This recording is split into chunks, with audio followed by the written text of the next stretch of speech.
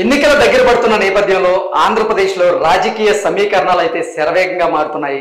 అధికార వైసీపీకి ఆ పార్టీకి చెందినటువంటి ఎమ్మెల్యేలు షాకుల మీద షాకులు ఇస్తున్నారు.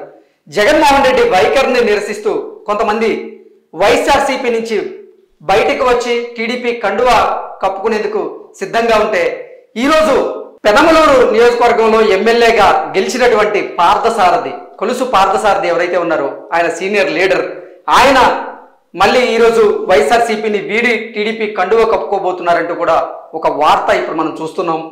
వైసీపీ నుంచి మరో వికెట్ డౌన్, బ్రేకింగ్ న్యూస్ చూస్తున్నాం. వైసీపీ నుంచి మరో వికెట్ డౌన్. టీడీపీలో చేరనున్న పెనమలూరు ఎమ్మెల్యే పార్థసారథి గారు టీడీపీలో చేరబోతున్నట్లుగా వార్త వినపడుతుంది. వైఎస్ హయాంలో మంత్రిగా పనిచేసినటువంటి పార్థసారథి ఆ తర్వాత ఇప్పటికే చంద్రబాబుని పార్థసారథి కలిసినట్లుగా కూడా వార్తలు వస్తున్నాయి. అంటే జగన్మోహన్ రెడ్డి వైఖరి నచ్చక, అలాగే రానున్న ఎన్నికల్లో ఆంధ్రప్రదేశ్లో స్పష్టంగా తెలుగుదేశం పార్టీ అలాగే జనసేన కూటమి విజయం దిశగా అడుగులు వేయబోతున్నాయి. అది గ్రహించినటువంటి పార్థసారథి గారు ఎట్టి పరిస్థితుల్లోనూ ఈసారి వైసీపీ అక్కడ గెలిచే అవకాశం లేదని గ్రహించినటువంటి పార్థసారథి గారు ఇప్పుడు టీడీపీ తీర్థం పుచ్చుకునేందుకు సిద్ధమయ్యారంటూ కూడా ఈ వార్తకు సంబంధించినటువంటి సారాంశం. ఆయన ఇప్పటికే చంద్రబాబుని కలిసినట్లుగా, పెనమలూరు నియోజకవర్గానికి సంబంధించినటువంటి టికెట్ను ఆశించినట్లుగా కూడా వార్త వచ్చింది. ఈ వార్తలో అసలు వాస్తవం ఉందా లేదా అనేది మా కొలీగ్ అలాగే మా అవుట్పుట్ ఎడిటర్ రవి గారిని అడిగి తెలుసుకుందాం. రవి గారు, ఫోన్ లైన్ లో రవి గారితో మాట్లాడే ప్రయత్నం చేద్దాం. రవి గారు చెప్పండి, పార్థసారథి గారు వైసీపీని వీడి టీడీపీలో చేరబోతున్నారంటూ కూడా ఇప్పుడు సోషల్ మీడియాలో ఒక వార్త చక్కర్లు కొడుతూ ఉంది. దాని మీద మీరేమంటారు? Good evening Krishna. సో గత కొంతకాలంగా వైఎస్ జగన్ తీరుపై అట్లాగే వైసీపీ తీరుపై పార్థసారథి గారు కొంచెం అసహనంగా ఉన్నారు. ఎందుకంటే ఆయన మంత్రి ఎమ్మెల్యేగా ఎన్నికైన తర్వాత ఆయనకున్న సీనియారిటీ దృష్ట్యా ఆయనకి మంత్రి పదవి వస్తుందని ఆయన ఆశించారు. అయితే సామాజిక సమీకరణాల్లో భాగంగా ఆయనకి మంత్రి పదవి రాలేదు. కృష్ణా జిల్లా నుంచి కొడాల నానికి ప్లస్ వెల్లంపల్లి శ్రీనివాస్ మాత్రమే మంత్రి పదవి వచ్చింది. అయితే ఆ 2.5 ఏళ్ల తర్వాత కూడా మంత్రి పదవి వస్తుందని ఎక్స్పెక్ట్ చేస్తే ఆ తర్వాత కూడా ఆయనకు రాలేదు. దీంతో ఆయన మొదటి నుంచి అసహనంగా ఉన్నారు. రీసెంట్గా ఒక వారం రోజుల క్రితం కూడా వైసీపీ ప్రభుత్వం తీరుపై కొంచెం అసహనం మీడియా ముందు అసహనం వ్యక్తం చేశారు. సో చాలా మందికి అర్హులకి సరిగా పథకాలు అందట్లేదు, సరిగా మేము అనుకున్న స్థాయిలో కూడా ప్రజల్లోకి వెళ్ళలేకపోయామని ఆశించారు. అయితే దీనికి తెర వెనుక జరిగిన మంత్రాంగం ఒకసారి గమనిస్తే ఈసారి జరగబోయే ఎన్నికల్లో పెనమలూరు టికెట్ పార్థసారథికి వచ్చే అవకాశాలు కనిపించకపోవడంతో ఈయన ఇక్కడ నుంచి మళ్ళీ ఇంకో నియోజకవర్గానికి వెళ్ళే ఆలోచన ఆయనకి లేదు. సో కాబట్టి ఇప్పుడున్న పరిస్థితుల్లో ఎలాంటి పరిస్థితుల్లో ఉండి మళ్ళీ మునిగిపోయే పడవ లాంటి వైసీపీలో ఉండడం కన్నా రాబోయే రోజుల్లో గెలిచే పార్టీకైనా టీడీపీకి వెళ్ళిపోతే మంచిది అనే ఆలోచనలో ఉన్నారు.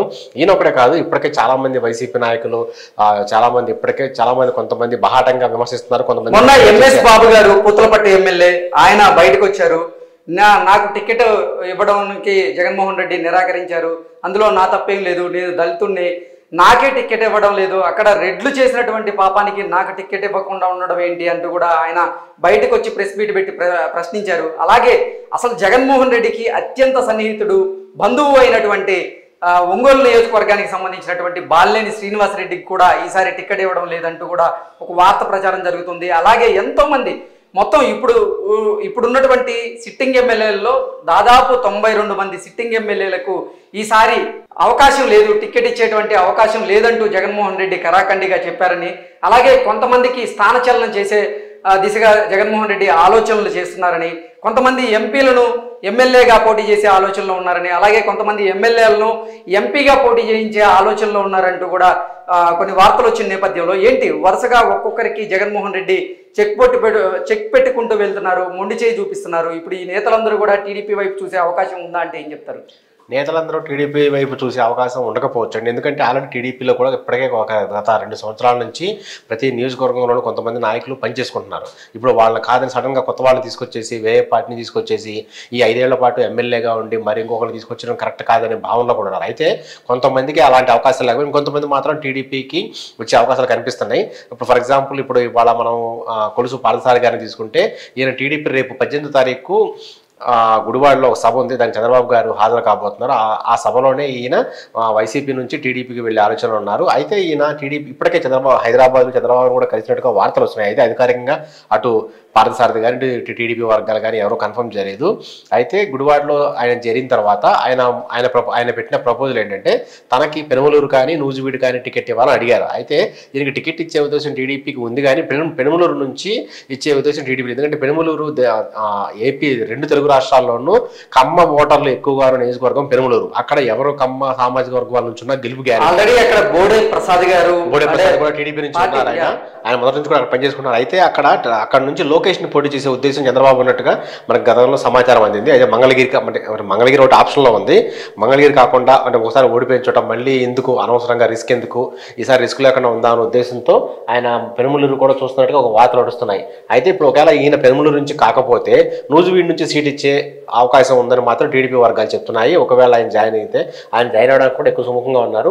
అయితే ఇప్పుడు వీళ్ళందరూ బయటికి రావడానికి ప్రధాన కారణం అంటే టికెట్లు రాకపోవడం ఒక కారణం అయితే అసహనం. వైసీపీ పార్టీలో ఉండి ఏమి చేయలేకపోయాం, ప్రజలకు కనీసం దూరంగా ఉండిపోయాం, ఒక్క చిన్న పని కూడా చేసి పెట్టలేకపోయాం అసహనం చాలా మందిలో ఉంది.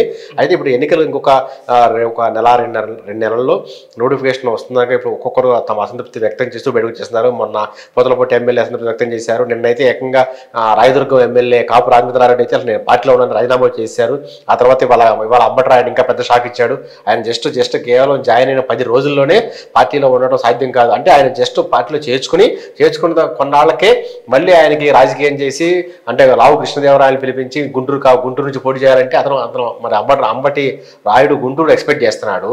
సో గుంటూరు ఎక్స్పెక్ట్ చేసిన క్యాండిడేట్ని కాదని అక్కడ నుంచి మళ్ళీ వేరే వాళ్ళు పిలుచుకొస్తే తను అవమానించడం ఫీల్ ఆయన కూడా పార్టీ నుంచి బయటకు వెళ్ళిపోయాడు. చెప్పా పెట్టడం కూడా ఒక్కొక్కరు నేతలు వరుసగా వైసీపీని వీడి టీడీపీ పంచన చేరేందుకు సిద్ధమవుతున్నారు. అసలు ఎందుకు కారణం ఏంటి అంటే జగన్మోహన్ రెడ్డి వైఖరిని నిరసిస్తూ వాళ్ళు పార్టీ మారేందుకు యోచిస్తున్నారా, లేదు అంటే రానున్న ఎన్నికల్లో ఇప్పటికే చాలా సర్వేలు చాలా స్పష్టంగా టీడీపీ జనసేన కూటమి అధికారంలోకి రాబోతుంది అని చెప్పిన నేపథ్యంలో ఆ అధికార పార్టీ పంచం చేరేందుకు వీళ్ళందరూ పార్టీ మారే యోచనలో ఉన్నారంటే ఏం చెప్తారు?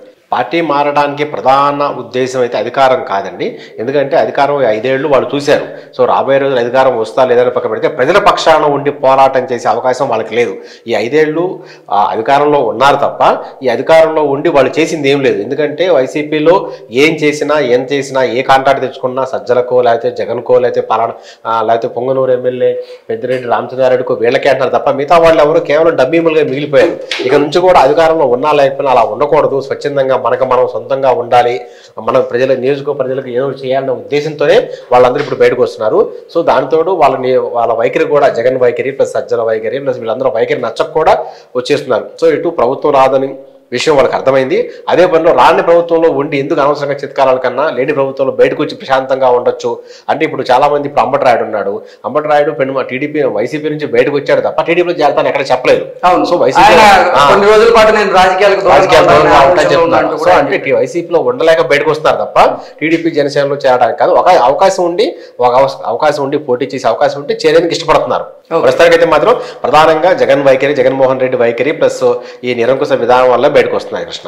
అలాగే బాలినేని శ్రీనివాస్ రెడ్డి ఈరోజు లోకేష్ సన్నిహితులతో మాట్లాడుతూ లోకేష్ నాకు ఒంగోలు నియోజకవర్గానికి సంబంధించినటువంటి టికెట్ ఇస్తారా లేదో ఒకసారి అడిగి కనుక్కోండి, ఒకవేళ ఇస్తానంటే మాత్రం నేను టీడీపీలో చేరతాను, నేను టీడీపీలో చేరి అక్కడి నుంచి పోటీ చేస్తానంటూ కూడా లోకేష్ సన్నిహితులతో ఈరోజు బాలినేని శ్రీనివాస్ రెడ్డి మాట్లాడినట్లుగా కూడా ఒక వార్త బయటకు వచ్చింది. ఇలా అంటే వైఎస్ఆర్సీపీకి సంబంధించినటువంటి ఒక్కొక్కరు నేతలు ఒక్కొక్క ఎమ్మెల్యే బయటకు పోవడానికి ప్రధాన కారణం వాళ్ళకి అంటే రానున్న ఎన్నికల్లో సీట్లు ఇవ్వకపోవడమేనా అంటే ఏం చెప్తారు?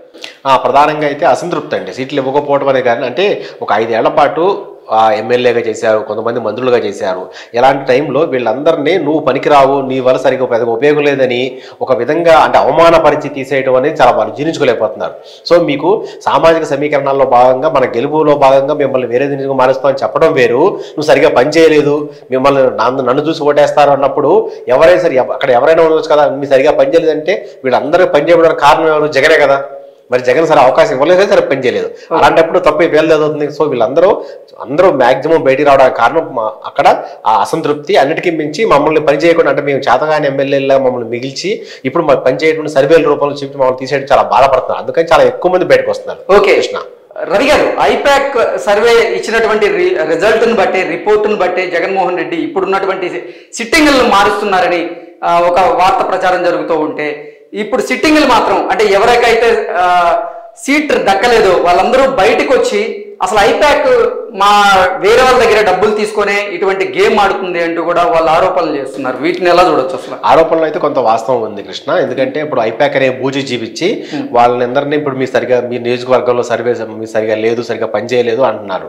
సో ఇప్పుడు పథకాలు అన్ని 20 మొత్తం మనకు ఏపీలో ఉన్న 13 జిల్లాల్లో పథకాలు అన్ని నియోజకవర్గాలకు అందినప్పుడు కొన్ని నియోజకవర్గాల్లో నెగిటివ్ ఉంది, కొన్ని నియోజకవర్గాలు ఎందుకు పాజిటివ్ ఉంది?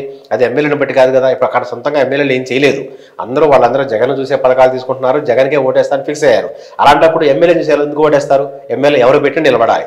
కానీ ఇక్కడ ఏంటంటే జగన్ వాళ్ళందరినీ తప్పించే ప్రయత్నంలో ఐపాక్ సర్వే చూపించి వాళ్ళకి ఇది ఒక బూజలా చూపించి వాళ్ళందరినీ తీసేసి అటు ఇటు మారుస్తున్నారు తప్ప పర్టికులర్గా పలానా వాళ్ళు పనిచేశారు, పలానా వాళ్ళు పనిచేయారు అనే టాపిక్ అయితే ఏం లేదు. ఐపాక్ సర్వే అనేది కేవలం మాత్రం వాళ్ళు తీసేయడానికి ఒక సాకుగా చూపిస్తున్నారు. ఓకే రవి గారు, థ్యాంక్ యూ. చూసాం కదండి, ఒక్కొక్కరిగా వైఎస్ఆర్సీపీకి సంబంధించినటువంటి ఎమ్మెల్యేలు వైసీపీని వీడి టీడీపీ వైపు వాళ్ళు పరుగులు తీస్తున్నారు. జగన్మోహన్ రెడ్డి వైఖరి నచ్చక కొంతమంది వెళ్తూ ఉంటే, కొంతమంది సీట్లు దక్కక మరికొంతమంది వెళ్తున్నటువంటి పరిస్థితి చూస్తున్నాం. ఈ రోజే వరుసగా ఇద్దరు నేతలు, అంటే 10 రోజుల క్రితమే వైఎస్ఆర్సీపీలో జాయిన్ అయినటువంటి అంబటి రాయుడు క్రికెటర్, ఆయన వైసీపీకి రాజీనామా చేస్తే, అలాగే కొలుసు పార్థసారథి ఈయన సీనియర్ మంత్రిగా కూడా, అలాగే వైఎస్ఆర్ హయాంలో ఆయన మంత్రిగా కూడా పనిచేసినటువంటి ఒక లీడర్ అతనికి కూడా ఈరోజు జగన్మోహన్ రెడ్డి మొండి చేయి చూపించారు. దానివల్లే అతను వైఎస్ఆర్సీపీని వీడి టీడీపీలోకి వెళ్ళబోతున్నాడు అంటూ కూడా ఒక వార్త బయటకు వచ్చింది. ఈ వార్త వాస్తవమా కాదా అని తెలియాలంటే మనం కొన్ని రోజులు వేచి చూడాల్సిందే.